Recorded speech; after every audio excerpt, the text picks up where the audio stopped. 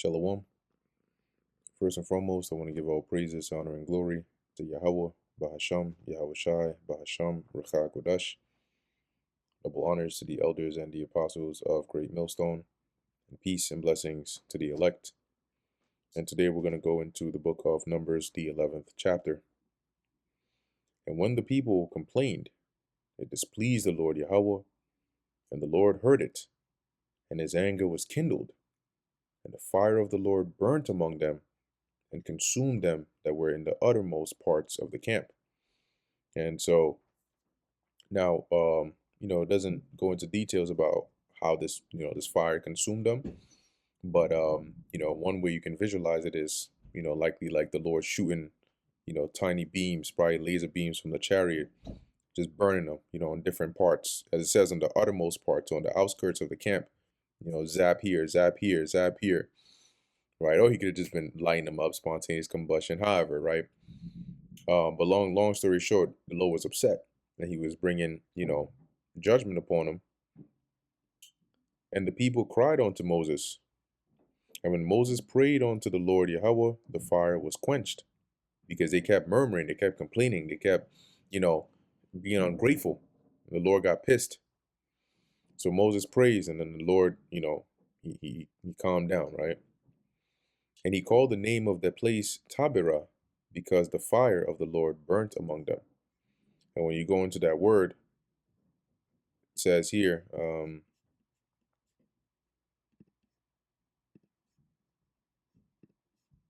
burning. Shit. Verse 4. And the mixed multitude that was among them fell a lusting. And the children of Israel also wept again and said, who shall give us flesh to eat? So that mixed multitude that was among them basically started provoking, right? Influencing the children of Israel uh, with their cravings of, as they're going to describe, their stuff from Egypt. Right? It says, now the mixed multitude who were among them yielded to intense craving. So the children of Israel also wept again and said, who will give us meat? Like you didn't just get your ass burnt up not too long ago, and they're already back at it again. So they're complaining now that they don't have meat to eat. We remember the fish we did eat in Egypt freely, the cucumbers, the melons, and the leeks. Oh my gosh. And the onions and the garlic.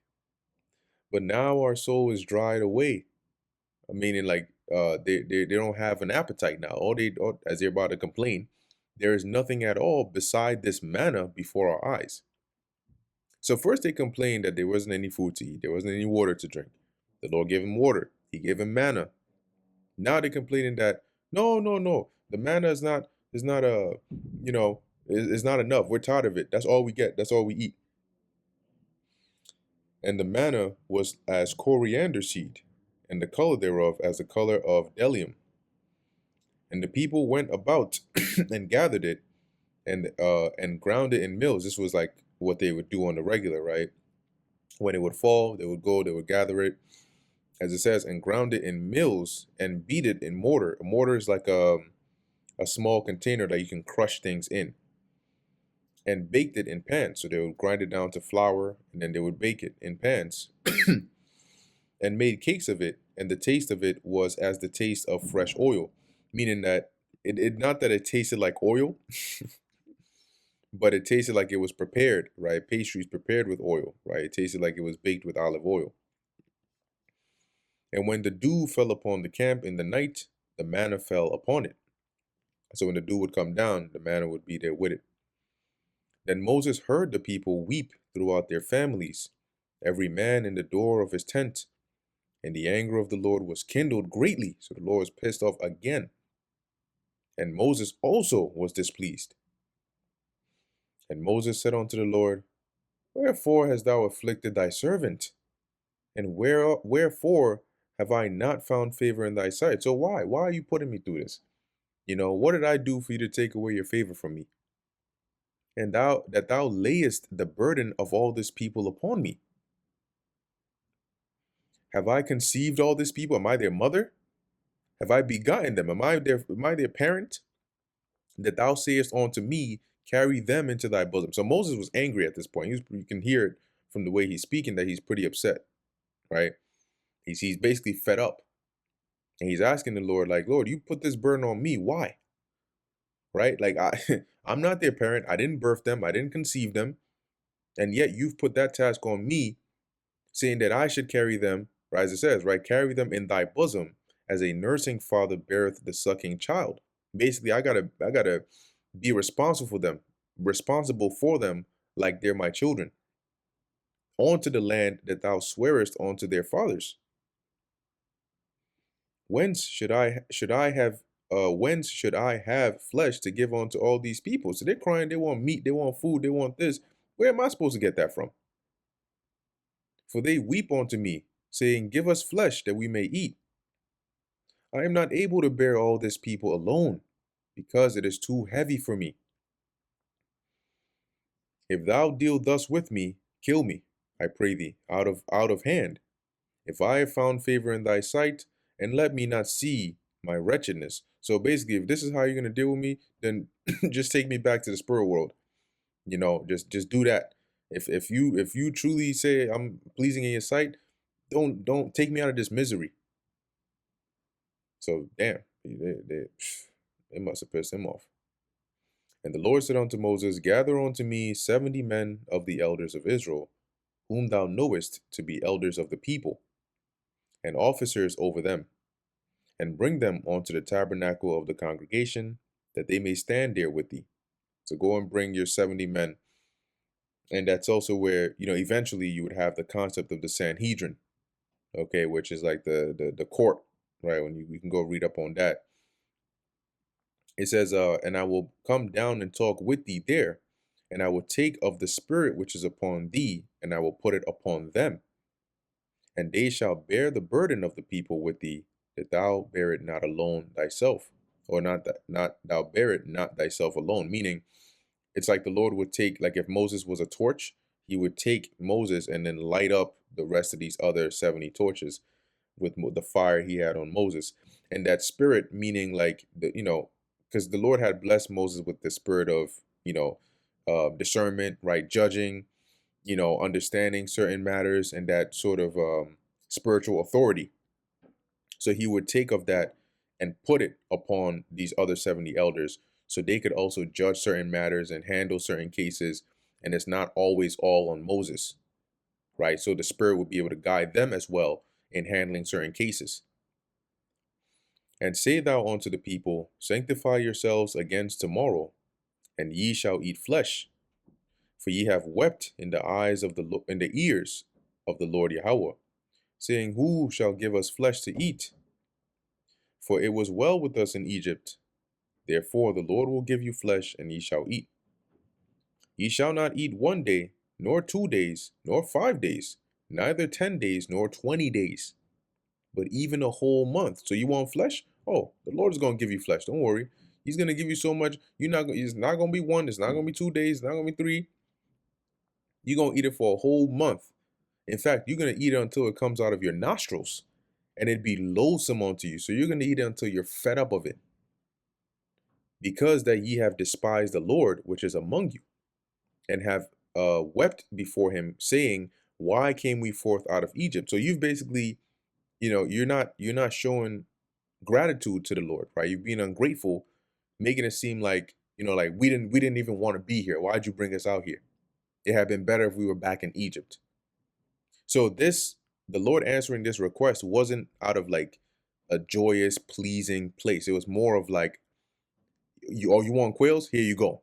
Whatever. Just like, I'm just fed up with you. And Moses said, the people among whom I am are 600,000 footmen. Remember, he's still speaking with the Lord here. And thou hast said, I will give them flesh that they may eat a whole month? Shall the flocks and the herds be slain for them to suffice them? Or shall all the fish of the sea be gathered together for them to suffice them? So where are we going to get all this? I don't even think we have enough animals in here to so give them that food for a whole month. And the Lord said unto Moses, is the Lord's hands wax short? So what you think? I can't, well, I'm not strong enough? Thou shalt see now whether my word shall come to pass unto thee or not. So you just watch and see. And Moses went out and told the people the words of the Lord, and gathered the 70 men of the elders of the people, and set them round about the tabernacle. And the Lord came down in a cloud, and spake unto him, and took of the Spirit that was upon him, and gave it unto the 70 elders. And it came to pass that when the Spirit rested upon them, they prophesied and did not cease. Now here, when it says they prophesied, it means like they spoke under that divine influence. Now it doesn't tell us exactly what they said, but whatever it was you from probably somebody around looking at it. You can tell, okay, they're speaking. There's a spirit on them that's causing them to say the things they're saying. Now, when it says and did not cease, it doesn't mean they kept talking and didn't stop, but it actually means that like when you look at it in the NKJV and the other translations, it really means that they didn't do it again, right? So it says they prophesied, although they never did so again. Okay, I guess it's going to be loading forever. NLT, same thing, right? And the Spirit rested upon them, they prophesied, but this never happened again. So it was like a one-time thing that they did. But the Lord did that to like show physically that spirit that he had put on them, right? Say like, this is a verification that you proof that you see I've put some of your spirit on them, or the spirit that's on you on them. So now you have some that can assist you. But there remained 2 of the men in the camp. The name of the one was Eldad, and the name of the other Medad. And the Spirit rested upon them, and they were of them that were written. So they were part of the list of elders that should have been at the tabernacle, but they went not, as it says. But went not out onto the tabernacle, and they prophesied in the camp. So at the point where that Spirit jumped on all of them, you had the ones that were at the tabernacle that prophesied over there, but you also had these 2 that prophesied within the camp. And like I said, how it looked, we don't know per se, but it had to have been distinct enough to where people who observe it can tell, like, oh shoot, this is what's going on. And there ran a young man and told Moses and said, Eldad and Medad do prophesy in the camp. And Joshua the son of Nun, the servant of Moses, one of his young men, answered and said, my lord Moses, forbid them. So basically, like, stop them. Don't tell them to stop that. And Moses said unto him, enviest thou for my sake? Would God that all the Lord's people were prophets, and that the Lord would put his spirit upon them. So Moses is basically saying, let me pull this up here, right? Both in both of these translations, right? Are you jealous for my sake? Because that was something that was a spirit the Lord had put on Moses. So by them doing it, it's kind of like, somebody else perceiving it like, taking away from Moses' position, right? And now they're also doing it too. Something that was exclusively really, a spirit that was exclusively really on Moses. But Moses is saying here, don't worry. I'm not like, I don't feel a type of way about it. In fact, I wish the Lord did this for all his people. I wish he put that spirit upon all of them. All right. As it says, I wish all the people of the Lord's people were prophets, and that the Lord would put his spirit upon them all. And Moses gat him into the camp, he and the elders of Israel. And there went forth a wind from the Lord Yahweh, and brought quails from the sea, and let them fall by the camp, as it were a day's journey on this side, and as it were a day's journey on the other side, round about the camp, as it were 2 cubits high upon the face of the earth. So basically, the Lord brought so much quail that it was so much, it filled up the areas around them the span of a day's journey. Meaning, if you were to travel in one direction for a whole day, that's how far the quails that the Lord brought were spread out over the land. And the people stood up upon all that day, or they stood up all that day and all that night and all the next day, and they gathered the quails. So here the quail were like probably weak, you know, and they were flying pretty low so they could be caught. So when they gathered them, they were really catching them and spread them. It says here, and gathered the quails. He that gathered least gathered 10 homers. So the one at the very least, right, they got at least, right, 10 homers, which is a certain measurement, but probably a lot. And they spread them all abroad for themselves round about the camp.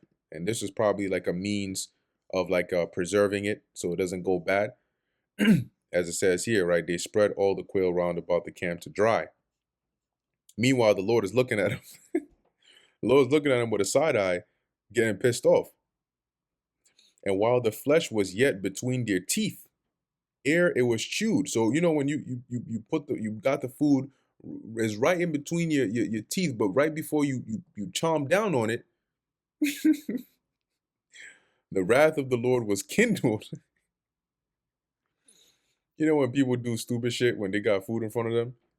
What was that? I think there was one of them. Oh, what was it? Meme girl dancing before eating. Is it? Is it? Yeah, yeah, yeah. This one right here. So in this video right here, you basically see the chick in the back. I'm wondering if I can play this without. Yeah, no, I'm not doing all that. But basically, if you've ever seen this video, that chick right there, yeah, you see her face right there? Seeing shit like this, she just looking at it, she just like just pissed, like yo, like what are you doing? Just like eat your food, you know, that kind of look. When somebody's doing all this shit before they eat, you can imagine something similar because the Lord is already pissed off at you with your ungrateful ass, and he gives you this. A normal person would like feel bad, like damn, you know what? I don't even have an appetite for this. Like, you know, like I complain and complain, and now the Lord gave me this, you know, out of just like a year, whatever, just take it. Nah, not these people. So as they're fiending for it, and you know Jake, they start getting real stupid when there's food around. As they're fiending for it, the Lord he's just looking at it and he's just enraged. So as it says, the wrath of the Lord was kindled against the people, and the Lord smote the people with a very great plague.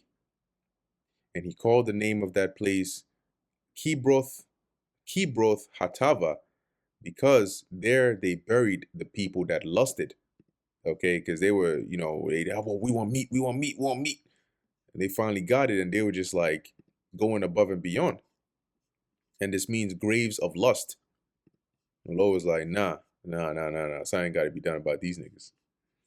And the people journeyed from Kibroth Hatava onto Hazeroth and abode at Hazeroth. And that brings us to the end of the book of Numbers, the 11th chapter. Lord willing, that was edifying to the elect. In closing, I want to give all praises, honor, and glory to Yahweh, Bahasham Yahweh Shai, Bahasham, Ruach HaKodesh. Until next time, Shalom.